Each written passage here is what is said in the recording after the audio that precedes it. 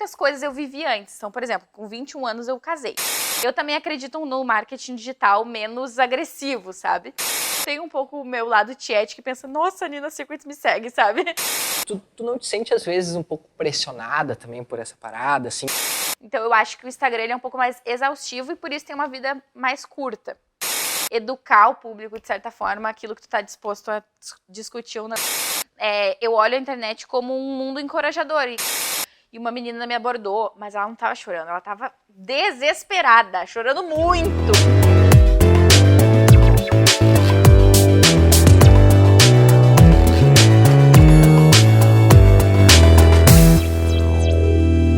O Olhos Papo está no ar. Sejam todos bem-vindos a mais uma edição do nosso programa, que tu pode chamar de programa, de podcast, de canal, enfim.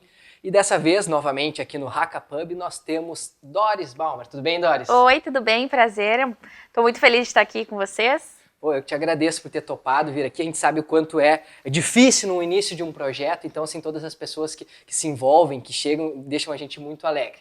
E a gente está aqui graças a Matheus Giuseppe e a Anderson Cabelo, os membros da nossa produção, os responsáveis por colocar isso no YouTube, posteriormente também no Spotify. E antes de começar a trocar uma ideia com a Doris, eu quero falar aquela história que todos sabem. Se inscrevam no nosso canal, deem o joinha, o like, compartilhem, comentam, levam o pessoal, porque isso é muito importante para que a gente consiga seguir produzindo e seguir gerando conteúdo por aqui. Então, Doris, eu estava pesquisando alguns conteúdos sobre ti, antes de trazer aqui. Aí eu vi o teu site oficial.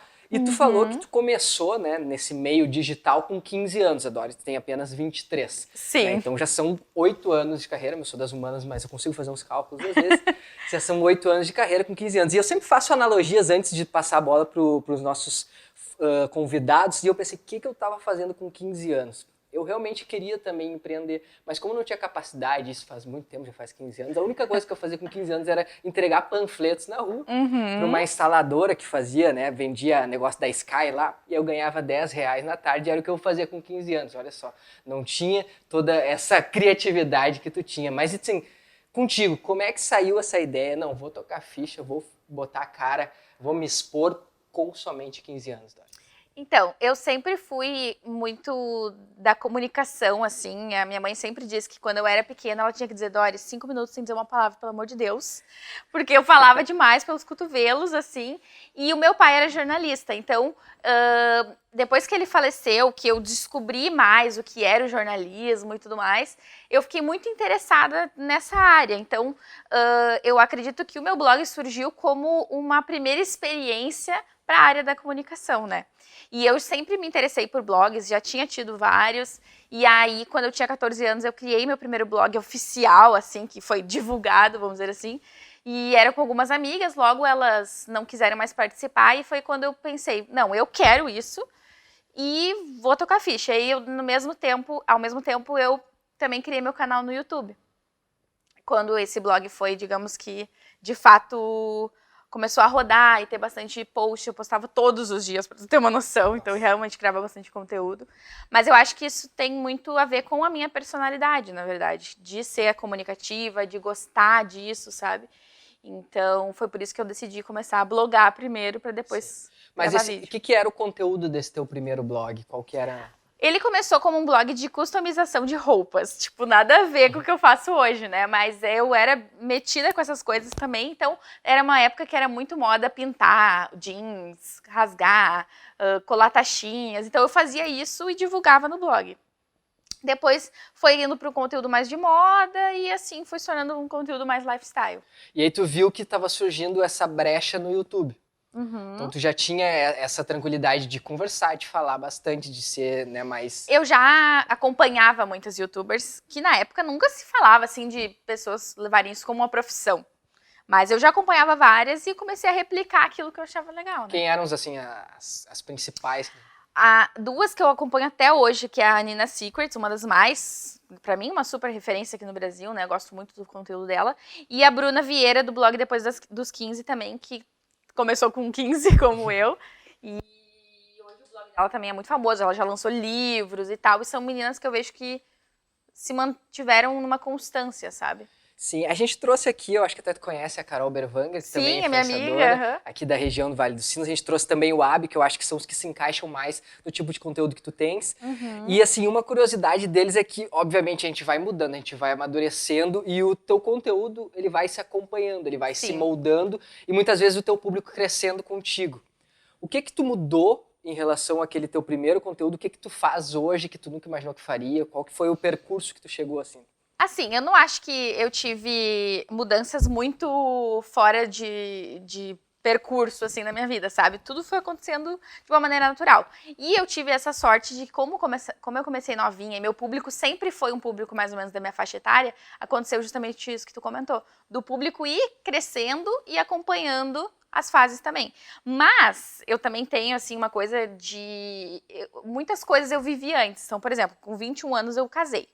Isso é uma coisa que a maioria das pessoas, agora, nos dias de hoje, acha uma loucura, né? De fato. E então teve, assim, coisas que as pessoas não chegaram a acompanhar, porque são fases Claro. diferentes.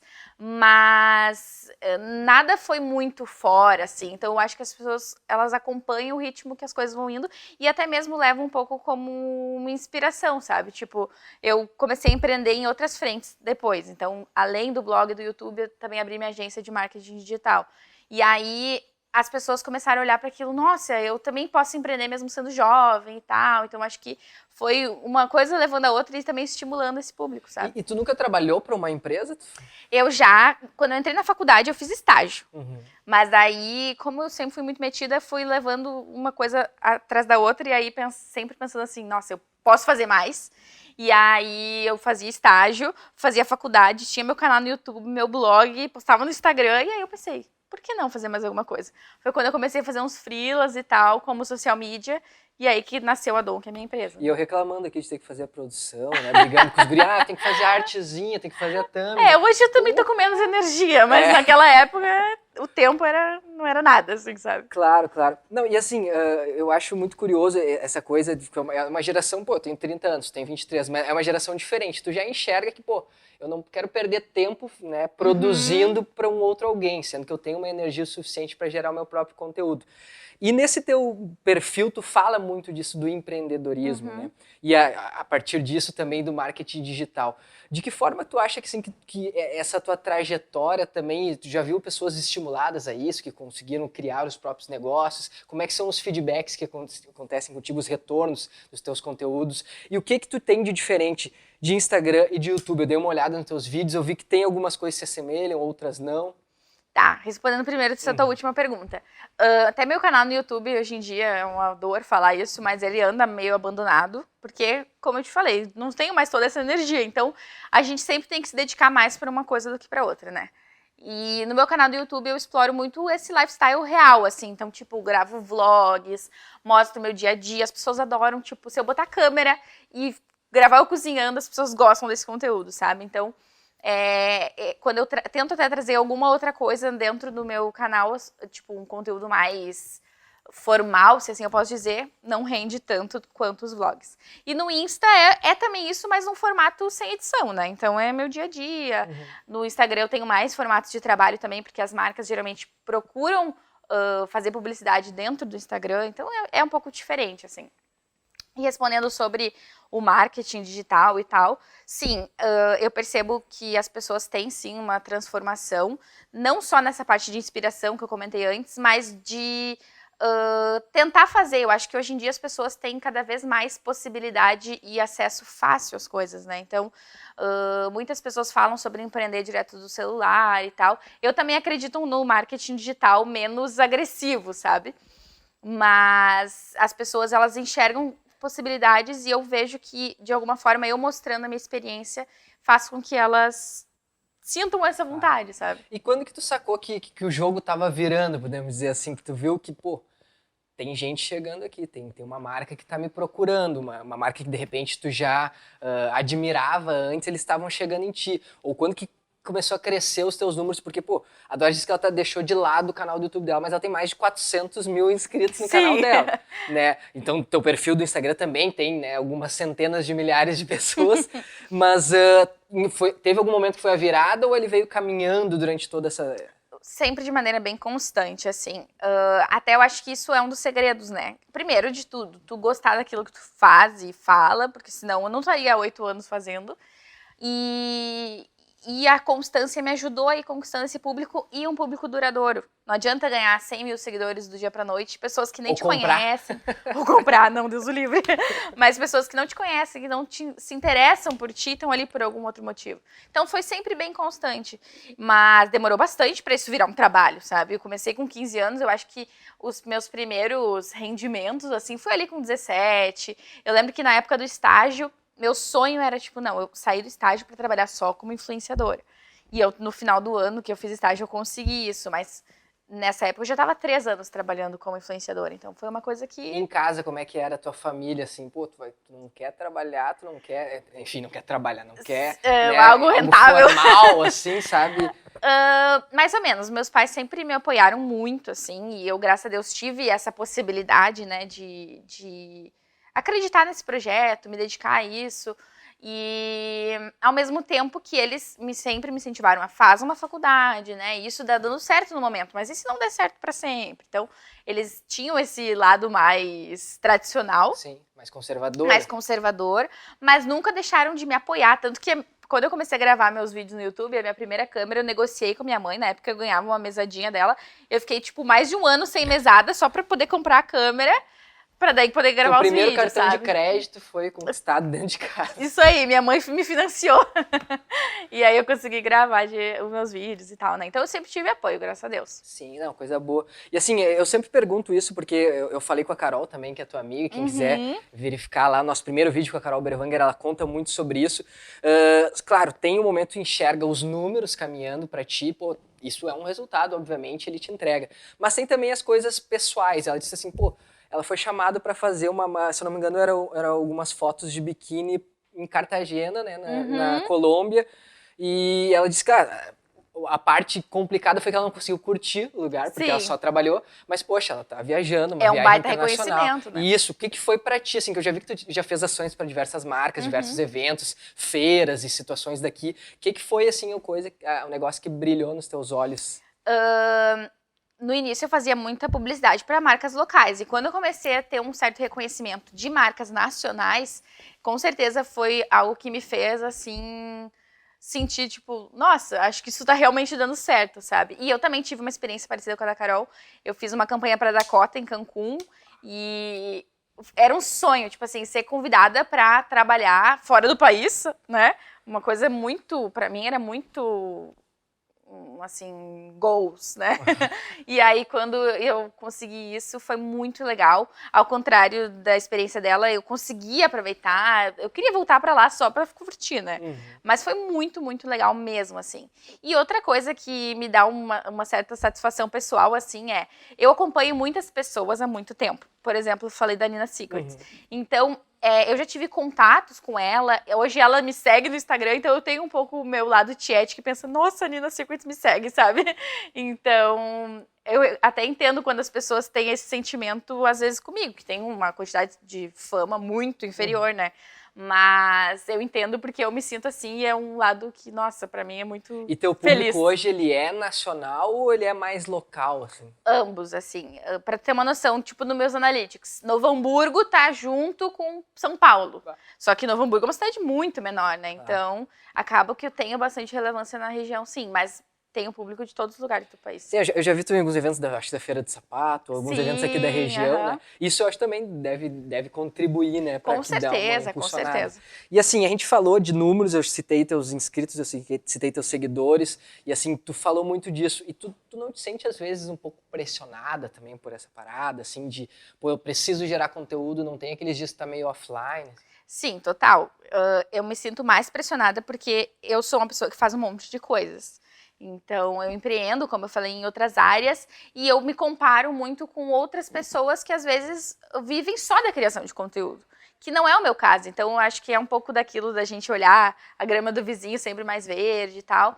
Mas hoje eu entendo que eu faço o que está no meu alcance, o que eu posso fazer no meu dia a dia sem também prejudicar minha saúde mental, sabe? E como eu disse, eu tenho um ponto a meu favor que é as pessoas gostam de ver a vida real, tipo, o que realmente acontece ali no dia a dia. Então, isso, querendo ou não, é um pouco mais fácil. né? A gente também produz bastante conteúdo para o Insta da Dom, que é a nossa empresa de marketing, e aí sim, ali eu tenho uma cobrança maior, porque eu preciso pensar num conteúdo, de fato, assim, mais, não técnico, mas que vai agregar, né?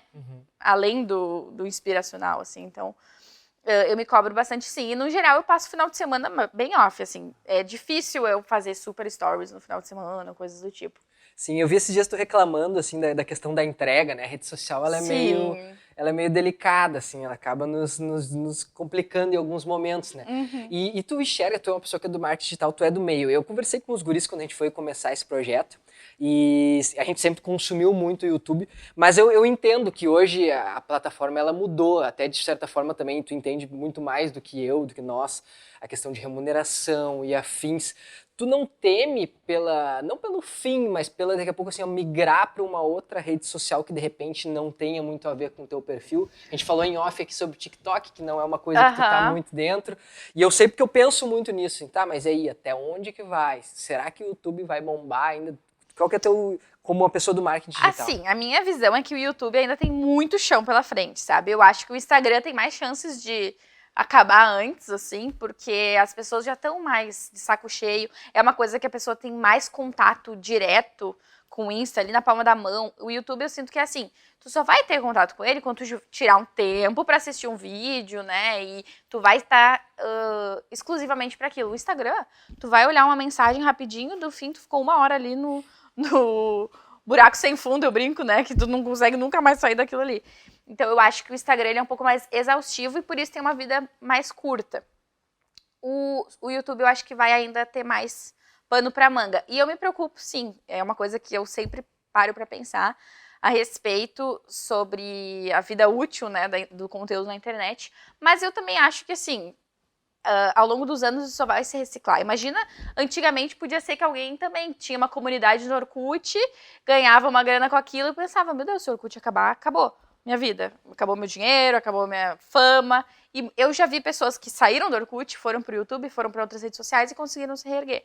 Então, eu acho que é muito da gente encontrar o nosso formato naquela rede social. Hoje eu não uso muito TikTok, mas se fosse minha única opção, eu encontraria o meu formato de fazer conteúdo ali, sabe? Tu tem essa facilidade de adaptação, podemos dizer assim, então. E experiência também, eu acho que ajuda um pouco com isso, sabe? Sim, e agora pensando assim, a gente está falando sobre coisas muito positivas, crescimentos, e tem duas pautinhas que eu sempre gosto de falar, assim, duas situações. Primeiro, uma delas é sobre haters, que é uma coisa que eu sempre gosto, porque eu gosto de ver como cada pessoa lida, assim. E eu sei que é muito delicado, eu lido de uma forma muito diferente, assim. Não que eu tenha, porque não tem público ainda, mas enfim, é uma coisa diferente. E outra situação é assim, ó, tu já teve que, tô num momento meio sem grana, veio uma marca ou veio uma campanha, alguma coisa que não fecha com a minha identidade, mas de repente financeiramente a Bárbara, que inclusive o vídeo dela foi publicado nessa segunda-feira, sem perdido, dia 23 de agosto, e a Bárbara comentou sobre isso, uma coisa que ela disse que ela nunca faria, que era fotos com lingerie.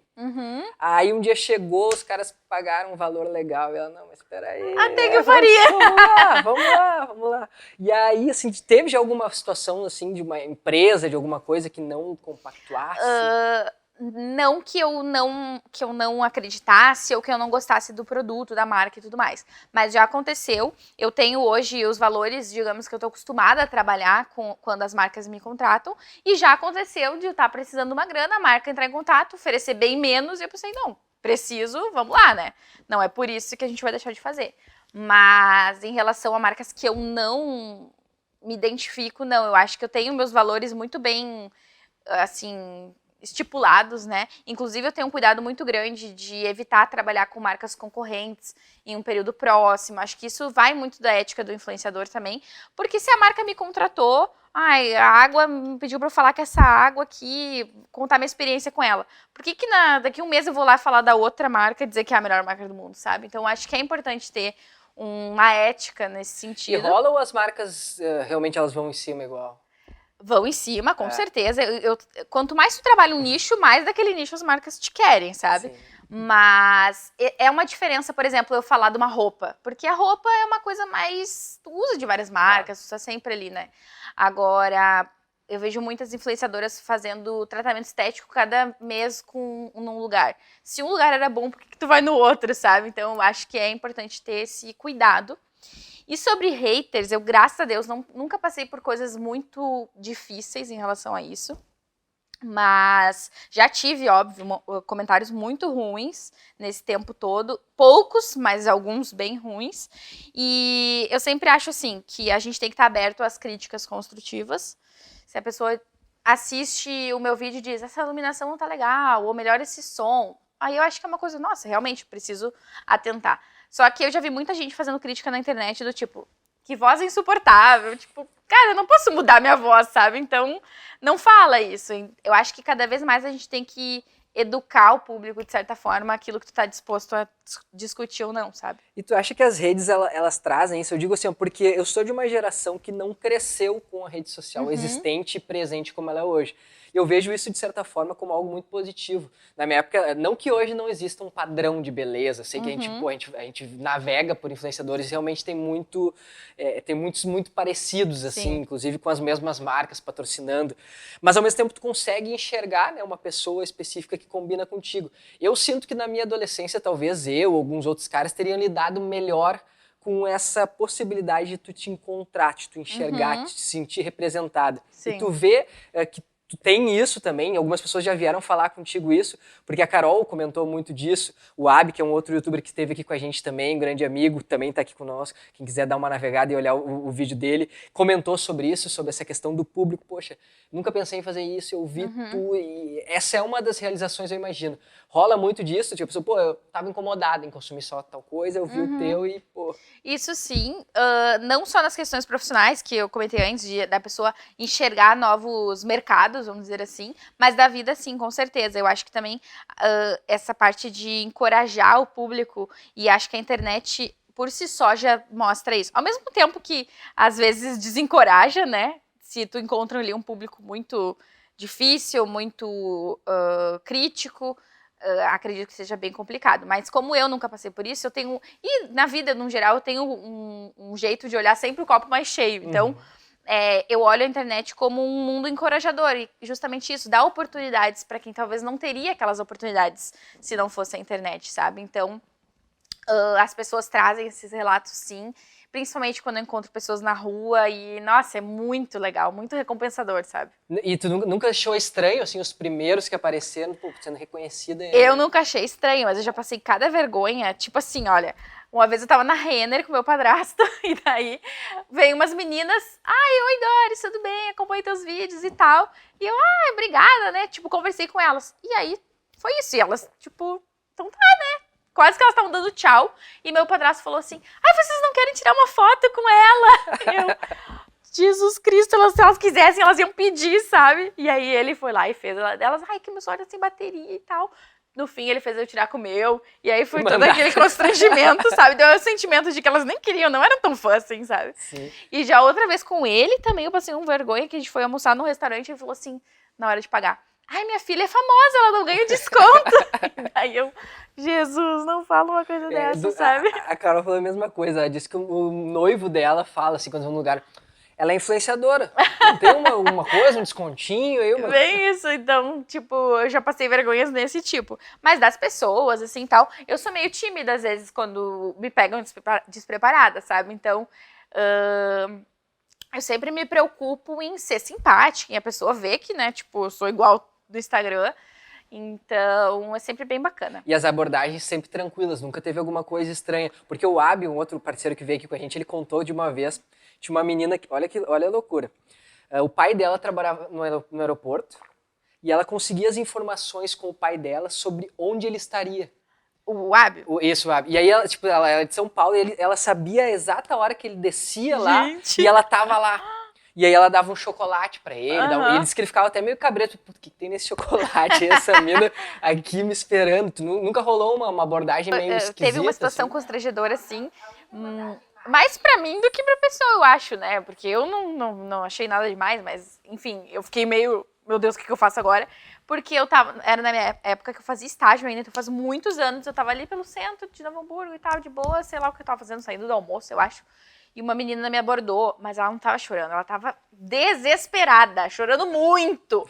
E aí eu pensei que ela tava passando por alguma coisa e ela só tava chorando porque ela tinha me visto. Então eu fiquei muito assim, o que eu digo pra essa pessoa, sabe? Mas no fim a gente conversou e ela me abraçou em tempos de sem Covid que a gente se abraçava, sabe? Que saudade. E aí foi a única situação mais estranha, assim, no sentido de eu não saber muito o que fazer, sabe? Mas graças a Deus nunca tive um perseguidor, nem nada do tipo. Amém, que continue assim, né, por favor. E agora sim, a gente já está indo para nossa reta final aqui do programa e todo convidado que chega aqui tem o quadro que ele tem que responder chamado Olha Isso. O que é esse quadro? Esse quadro é uma indicação em que a pessoa fala um livro, uma série, um programa, uma música, um cantor, totalmente livre, mas tu tem que indicar uma coisa que seja a tua cara, que tu pensa assim, ó, é a Doris. Então eu quero que tu indique alguma coisa pra alguém, pode ser olhando pra aquela câmerazinha ali. Só uma coisa, assim, aleatória. Fica à vontade, aqui nosso programa é democrático, pode falar quantas tu quiser. Tá, eu ia indicar eu vou falar de um livro, mas eu vou indicar outro, pode ser? Okay. Eu sou uma pessoa que gosta muito de ler, até faço conteúdo sobre isso. E aí, tem um livro, eu só não vou indicar diretamente esse, porque eu já falei bastante dele, aí daqui a pouco eu vou dizer, nossa, a Doris só fala desse livro, né? Que se chama A Bailarina de Auschwitz. É um livro muito legal, muito inspirador, não fala só da história, de uma história de uma sobrevivente, mas aborda questões mais profundas do que isso. Mas eu vou indicar um outro livro que eu acabei de ler ontem. Bom. E que foi um livro, assim, tipo, muito... Meu Deus do céu, que incrível. Eu nunca vi ninguém na vida falando mal desse livro. Então eu vou indicar pra vocês que se chama Os Sete Maridos de Evelyn Hugo. É um livro que não posso dizer que é um romance, nem que é um suspense, mas circula entre essas duas vertentes. E é um livro de ficção, mas que tu acredita fielmente que aquela pessoa existe, porque é muito bem retratado. Conta a história da Evelyn Hugo, que é uma atriz de Hollywood muito famosa ali dos anos 50 até os anos 70, nos Estados Unidos, e conta sobre a vida dela. O livro, a capa, né, já dá um spoiler, que é Os Sete Maridos de Evelyn Hugo, mas quando tu vê esse título, tu pensa que vai ser só um livro sobre os casamentos dela, e é muito mais profundo do que isso, sabe? É um livro que te deixa muito instigado do início ao fim, tem um plot twist no final muito uou, então é um livro que eu indico para todo mundo, fala de questões bem importantes, tipo violência doméstica, relações LGBT, naquela época onde era uma coisa bem mais difícil, né, de serem total. Abordadas, embora existissem. Então é um livro que eu indico que todo mundo leia, porque é um livro muito bom de ler. É tipo, se fosse uma série, seria aquela série viciante que tu não consegue parar de assistir, sabe? E não é um livro muito longo também, então essa é a minha indicação. Perfeito, adorei a tua indicação, porque assim, a gente já tinha série, nós já tínhamos filme, nós já tínhamos música, nós já tínhamos viagem, e faltava livro, tu complementou certinho. Então, olha isso, muito complementar hoje, ressaltando a pluralidade, que é o nosso foco aqui no nosso programa. Show! Então, assim, mais uma vez, Doris, obrigado mesmo por ter aceitado. Imagina, eu que agradeço. O papo foi muito legal, de repente a gente retorna uma segunda edição aqui. Claro, pode me convidar. Então, tá? Conto sempre com a audiência, enfim, muito obrigado mesmo a todo o público da Doris, a você que esteve com a gente até aqui, então não esquece, se inscreve no canal, dá o like, compartilha, comenta, enfim, a gente depende muito disso para continuar com esse projeto. Isso aí, gente. Então tá. Então, dessa forma, encerramos mais uma edição do Olha os Papos. Semana que vem, toda segunda-feira, às 20 horas, uma edição nova, um programa novo com uma pessoa nova. Sejam todos sempre bem-vindos aqui e até lá. Tchau.